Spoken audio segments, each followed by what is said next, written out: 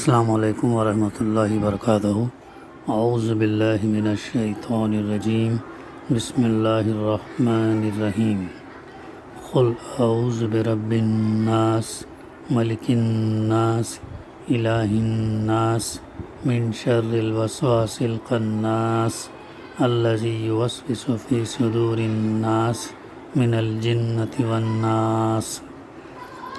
کہو میں پناہ مانگتا ہوں انسانوں کے رب، انسانوں کے بادشاہ، انسانوں کے حقیقی معبود کی اس وسوسے ڈالنے والے کے شر سے جو بار بار پلٹ کر آتا ہے، جو لوگوں کے دلوں میں وسوسے ڈالتا ہے، خواہ وہ جنوں میں سے ہو یا انسانوں میں سے۔ صدق اللہ العلی العظیم۔ رب اشرح لی صدری ویسر لی امری واحلل عقدۃ من لسانی یفقہوا قولی، رب زدنی علما۔ معزز حاضرین، سورہ الفلق کے بعد سورہ الناس قرآن مجید کی اختتامی صورت ہے یہ، اور معوذتین کی دوسری صورت ہے۔ سورہ فلق کے بعد سورہ ناس، اس کا پس منظر ہم نے گزشتہ مطالعہ کر چکے ہیں سورہ فلق کے ابتدائی حصے میں۔ اسے اب ڈائریکٹ اس کی تفسیر کا انشاءاللہ مطالعہ کریں گے۔ یہاں پر بھی فرمایا جا رہا قل، کہہ دیجئے، اعوذ برب الناس، ملک الناس، الہ الناس۔ سورہ فلق کی طرح اعوذ باللہ کہنے کے بجائے اللہ تعالیٰ کو اس کی تین صفات سے یاد کر کے اس کی پناہ مانگنے کی تلقین کی گئی ہے۔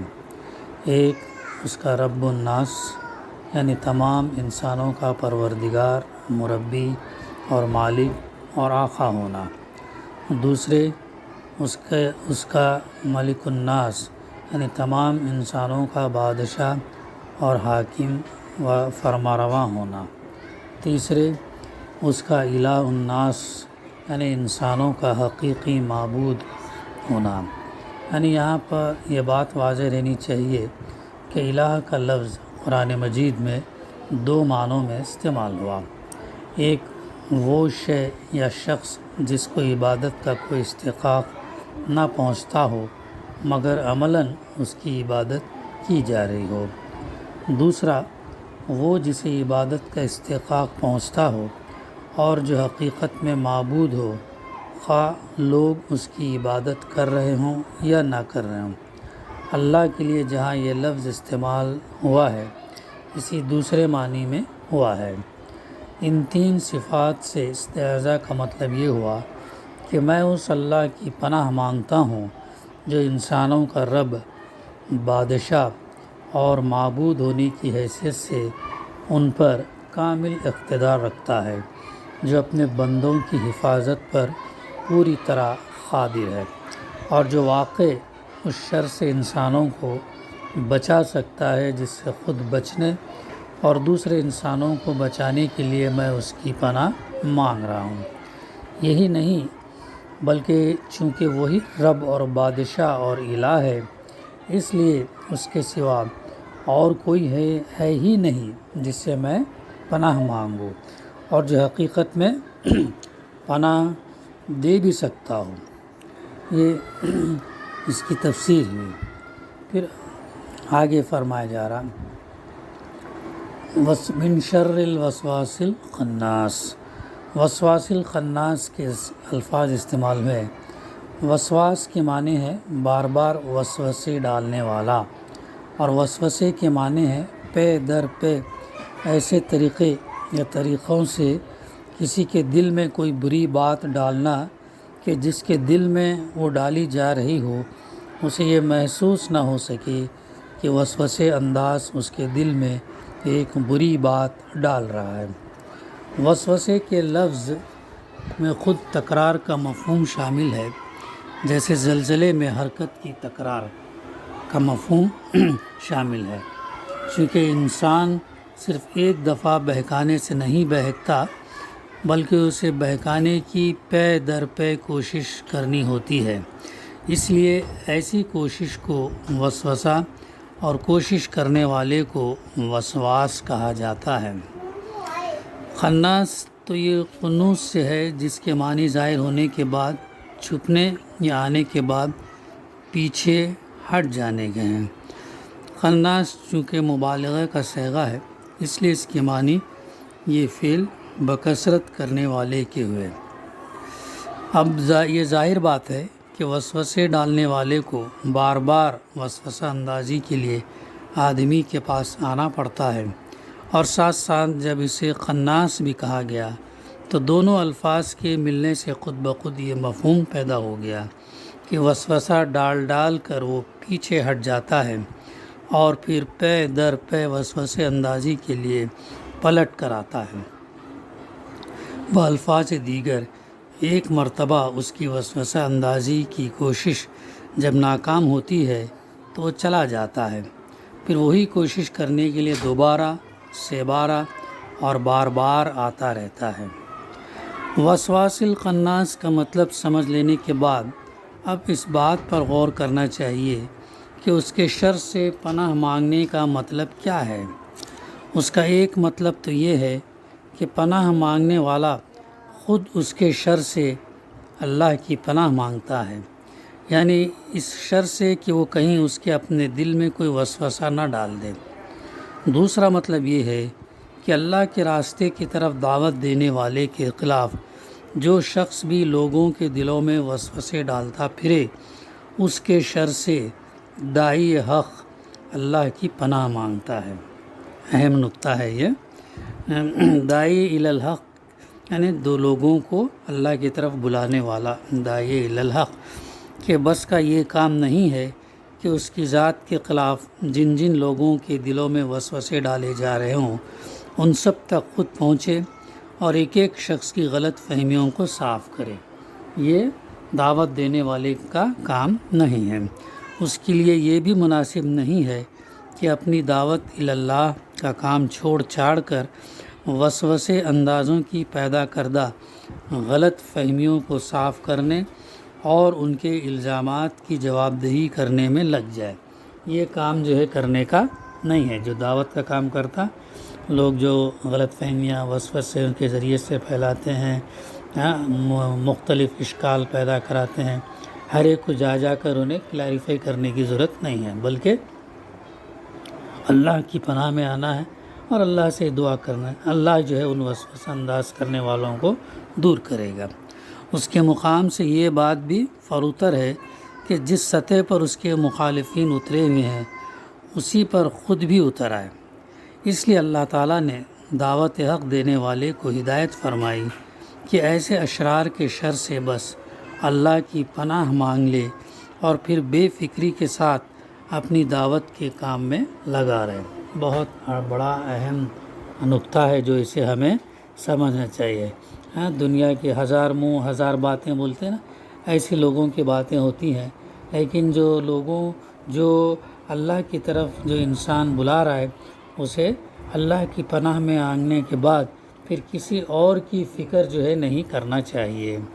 اس کے بعد ان سے نمٹنا تیرا کام نہیں بلکہ رب الناس، ملک الناس اور الہ الناس کا کام، اللہ کا کام ہے، تمہارا کام نہیں۔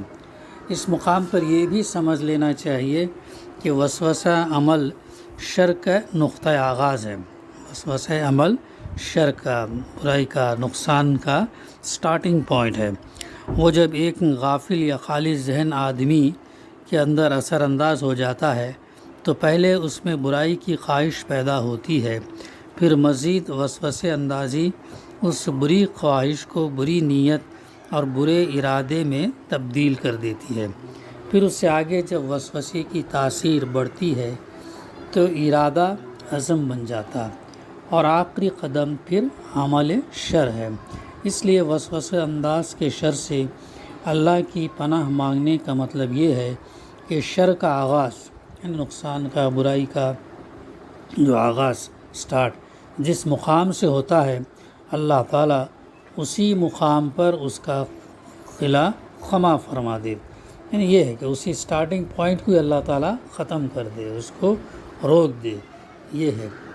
دوسرے لحاظ سے اگر دیکھا جائے تو وسوسہ اندازوں کے شر کی ترتیب یہ نظر آتی ہے کہ پہلے وہ کھلے کھلے کفر، شرک، دہریت یا اللہ اور رسول سے بغاوت اور اللہ والوں کی عداوت پر اکساتے ہیں، اس میں ناکامی ہو اور آدمی دین اللہ میں داخل ہو جائے تو وہ اسے کسی نہ کسی بدعت کیا ہے؟ دین میں نئے راستے کی ایجاد، اسے بدعت کہتے ہیں، بدعت کی راہ سجاتے ہیں۔ یہ بھی نہ ہو سکے تو گناہ کی رغبت دلاتے ہیں۔ اس میں بھی کامیابی نہ ہو سکے تو آدمی کے دل میں یہ خیال ڈالتے ہیں کہ چھوٹے چھوٹے گناہ کر لینے میں تو کوئی مذائقہ نہیں، تاکہ یہی اگر کثرت سے صادر ہو جائیں تو گناہوں کا بار عظیم انسان پر لگ جائے۔